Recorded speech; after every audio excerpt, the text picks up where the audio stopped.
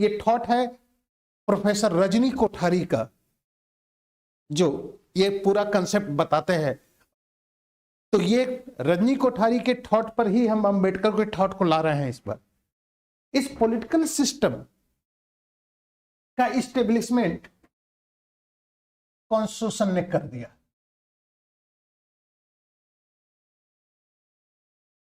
Clear? अभी बोले ना कि without absence of without constitution there is no establishment of the political system. यानी बिना संविधान के राजनीतिक व्यवस्था की स्थापना संभव नहीं है। इसलिए अगर राजनीतिक व्यवस्था की स्थापना करनी है, किसी भी राज्य में अगर राजनीतिक व्यवस्था की स्थापना करनी है, जैसे मैंने यूट्यूब पर एक वीडियो लोड किया है, why the needs of constitution in state, देखा ना?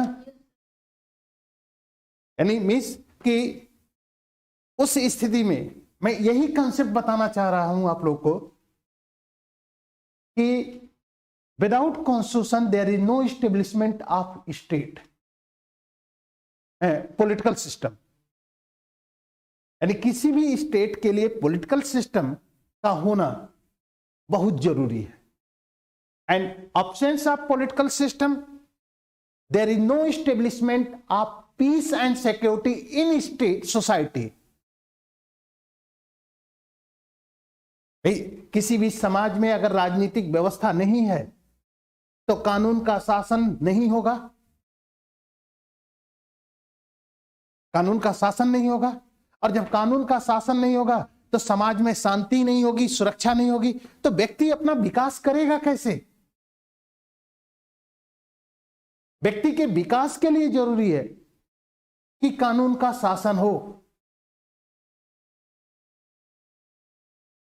है कि नहीं? ठीक।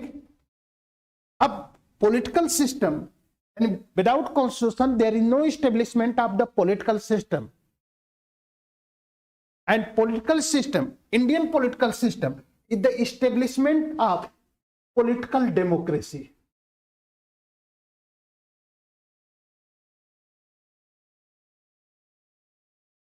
Clear?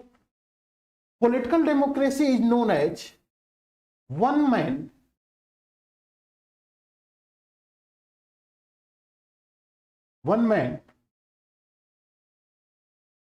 and one vote. Clear?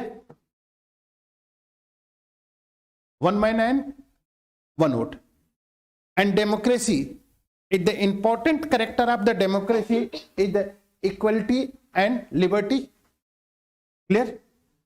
अब सुनिएगा, भारत का संविधान भारत के सभी लोगों को मताधिकार का अधिकार देता है, देता है। तो क्या यह अधिकार देते समय संविधान जाति, धर्म, भाषा और क्षेत्र के आधार पर डिस्क्रिमिनेशन करता है? नहीं करता। यानी मीन्स इक्वलिटी तो मिल गई। क्लियर? इक्वलिटी मिल गई ना। और इसका यूज अपनी व्यक्ति अपनी इच्छा से, अपनी मर्जी से कर सकता है। क्या मिल गया? लिबर्टी भी मिल गई। तो पॉलिटिकल डेमोक्रेसी तो एस्टेब्लिशमेंट हो गई। ठीक, थोड़ा सा आप पेन देना, दो तीन चार पेन दो। क्लियर? ये इंडियन सोसाइटी है। क्लियर? डिस्क्रिमिनेशन है। अब ये political system, that is a system, establish हो रहा है, हो रहा है। अब सुनिए, equal social and economical equality based society and that political system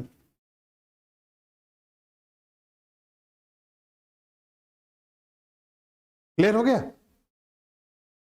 Ambedkar का कमेंट अब पढ़िए, अब कंसेप्ट उठाइए। क्लियर? समझ में आ गई बात?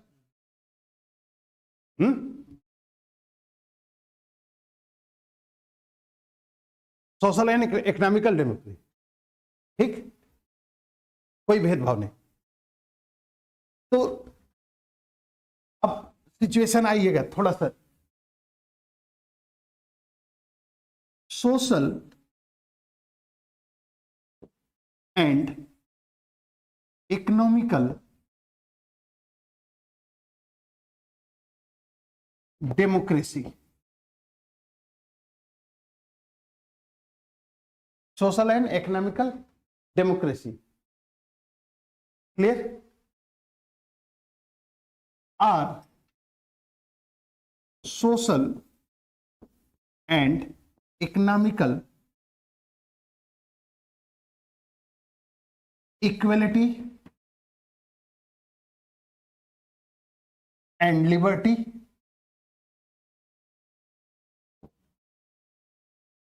क्लियर। अभी मैंने बताया था कि the wide concept of democracy is known as equality and liberty. तो मैंने डेमोक्रेसी की जगह पर क्या यूज कर लिया, ठीक। अब शिवम ये क्या है,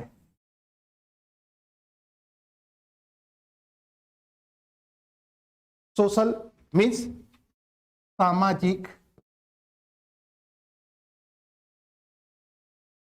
आर्थिक, लोकतंत्र, क्या है?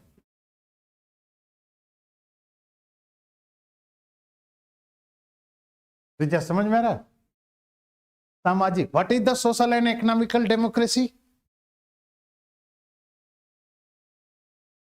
प्रत्येक व्यक्ति का गरिमा का एक महत्व होगा। अगर इतना ही गरिमा का है तो एक फादर या समाज का है, तो जो शैतान व्यक्ति है दूसरे व्यक्ति की गरिमा का महत्व क्यों नहीं देता है कि नहीं?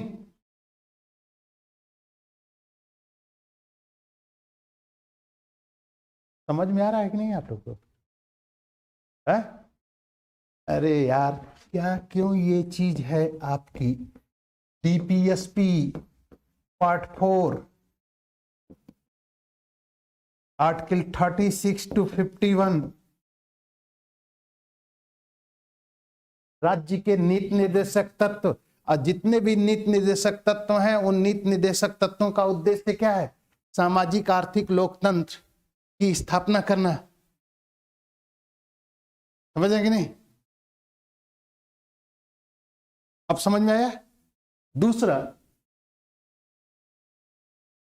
अगर अब यहां पर अगर आते हैं इस जगह पे, ये कंसेप्ट लेके आते हैं,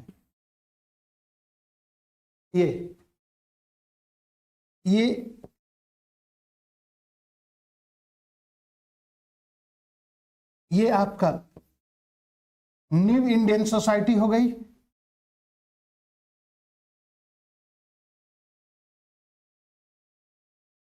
न्यू इंडियन सोसाइटी हो गई, क्लियर। और ये आपका कंजर्वेटिव सोसाइटी है। तो यहां पर जो इंडियन कॉन्स्टिट्यूशन हो गया, रोल ऑफ सोशल चेंज हो गया कि नहीं?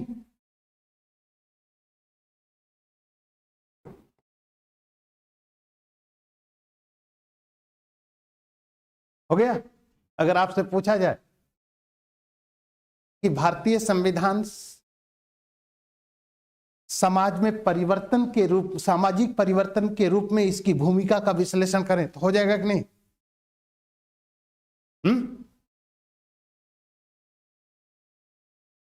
क्यों शिवम? अब तीसरा पहलू आई, कंसेप्ट समझना है। Without equality and liberty there is no establishment of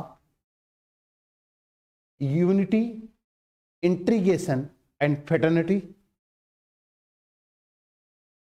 clear। बिना समानता के, बिना स्वतंत्रता के क्या समाज में एकता, अखंडता, बंधुत्व की स्थापना हो सकती है? बोलिए, एकता, अखंडता, बंधुत्व क्या है?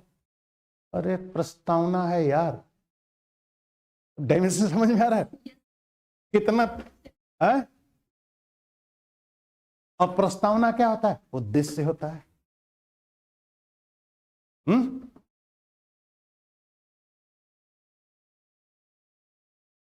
इसलिए अब तीसरा डायमेंशन मैं उठा रहा हूं, जो तीसरा डायमेंशन जो एकदम करंट है, जो आपसे पूछा जाएगा। क्लियर? 1950 में in the nature of Indian society or the social and economical based society or the conservative society. Clear है? यानी 1950 का जो संविधान हमारा समाज था, जिसमें हम संविधान को लागू किए, उस संविधान को लागू करने के बाद सामाजिक आर्थिक विषमताएं विद्यमान थी, जैसा अंबेडकर का कमेंट है। ये विषमताएं आज भी हैं नितिन, है कि नहीं? हाँ और ना, और नो। अगर है, the failure of the Indian constitution and there is no achieve of the object of the Indian constitution. Question बनेगा यहां पर, यूपीएससी आपसे क्वेश्चन बनाएगी कि जिन उद्देश्यों को लेकर भारतीय संविधान का निर्माण किया गया, क्या वह उद्देश्य भारत की संविधान आधारित राजनीतिक व्यवस्था ने पूरा किया है? अब आप डिफाइन कीजिए। ये क्वेश्चन कहीं नहीं मिलेगा आपको, किताब में नहीं मिलेगा। कंसेप्ट अगर ये है तो आप क्या कर सकते हैं? डिफाइन कर सकते हैं। क्वेश्चन तो इसी तरह से यूपीएससी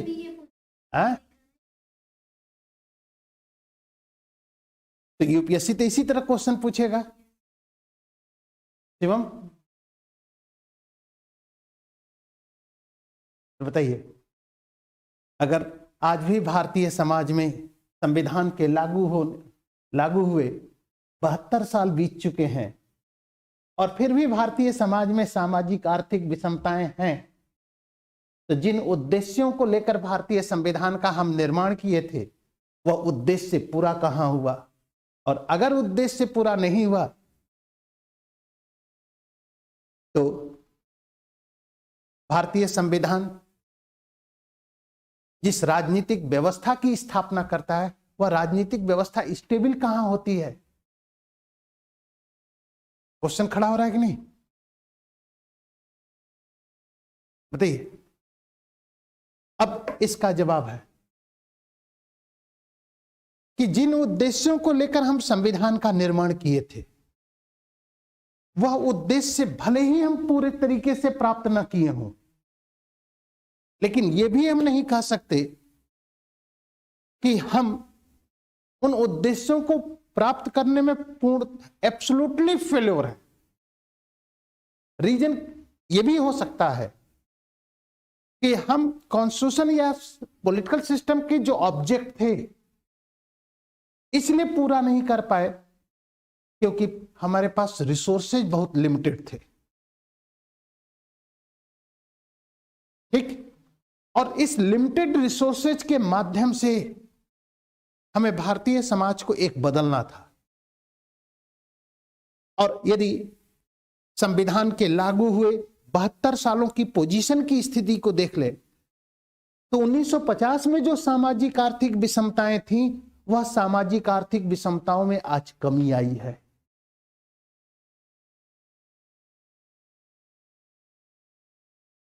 सामाजिक आर्थिक विषमताएं पूर्णतः समाप्त नहीं हुई हैं, यह भी है, लेकिन उसमें क्या है? कमी आई। इसलिए भारत का संविधान जिन उद्देश्यों को लेकर, जिन लक्ष्यों को लेकर इस संविधान का निर्माण किया गया, वह उद्देश्य अगर पूर्णतः प्राप्त नहीं किया गया करता है, तो यह भी कहा जा सकता है कि यह उद्देश्य अगर अपने उद्देश्य को प्राप्त करने में पूर्णतः असफल भी नहीं रहा, बल्कि अपने सीमित संसाधनों के माध्यम से भारत अपने उन उद्देश्यों को प्राप्त करने में सफल रहा जिन उद्देश्यों को लेकर भारतीय संविधान का क्या किया गया? निर्माण किया गया। और यही रीजन है कि भारतीय समाज में पाई जाने वाली जो सोशल एंड इकोनॉमिकल डिस्क्रिमिनेशन थी उसमें कमी आई है, और धीरे धीरे इसमें कमी आ रही है। और इस कमी के कारण भारतीय समाज में एकता भी है, अखंडता, और यही स्थिति है जिसके कारण भारतीय लोकतंत्र आपका मजबूत हो रहा है और इस मजबूती के साथ आगे बढ़ा है। परिणाम स्वरूप भारतीय लोकतंत्र को विश्व का सबसे बड़ा लोकतंत्र कहा जाता है। Indian democracy is known as the largest democracy of the world. Clear? ये स्थिति है।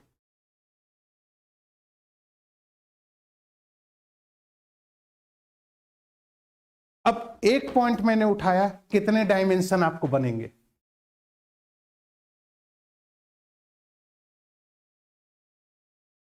आपका नाम क्या है? राज राठौर है कि नहीं?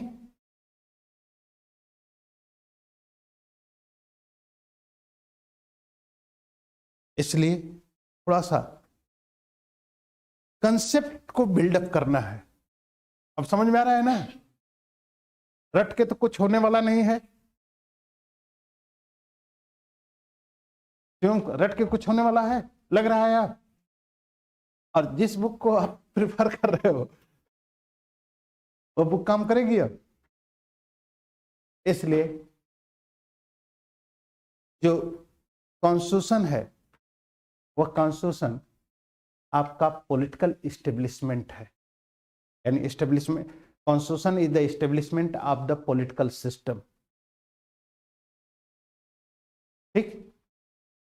और जिस पॉलिटिकल सिस्टम का इस्टेब्लिशमेंट कॉन्स्टिट्यूशन करता है उसी कॉन्स्टिट्यूशन, वही कॉन्स्टिट्यूशन उस पॉलिटिकल सिस्टम को आपको, अब जैसे मैंने एक कंसेप्ट यहां पर अब बताया, अब थोड़ा सा इस कंसेप्ट को समझ लो।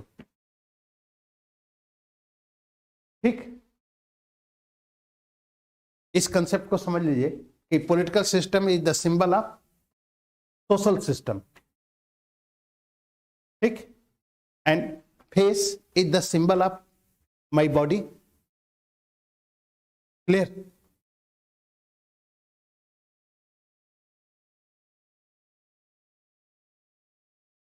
नितिन, पेट में दर्द हो रहा है तो उसका प्रेजेंटेशन आपके चेहरे पर क्यों आता है? होता है कि नहीं? दिमाग से कनेक्ट है। तो दिमाग को घर से कनेक्ट कर दो तो घर पर दिखाई पड़ेगा। दिमाग को किताब से कनेक्ट कर दो तो किताब पर दिखाई पड़ेगा, मॉनिटर बन जाएगा। क्यों? क्योंकि इस शरीर के अंदर जो भी एक्शन होगा वह हमारे फेस पर दिखाई पड़ेगा। इसलिए इस सोसाइटी में जो भी रिएक्शन एक्शन होगा वो पॉलिटिकल सिस्टम पर आएगा। इस समाज में जाति के आधार पर संघर्ष हो, इस समाज में धर्म के आधार पर संघर्ष हो, उसका इंपैक्ट पॉलिटिकल सिस्टम पर पड़ेगा। इसलिए इसका इंपैक्ट इस पर पड़ता है और इसका इंपैक्ट इस पर पड़ता है। इसलिए जिसे हम जाति का राजनीतिकरण कहते हैं वह जाति का राजनीतिकरण न होकर राजनीति का क्या हो जाता है? जातिकरण है कि नहीं?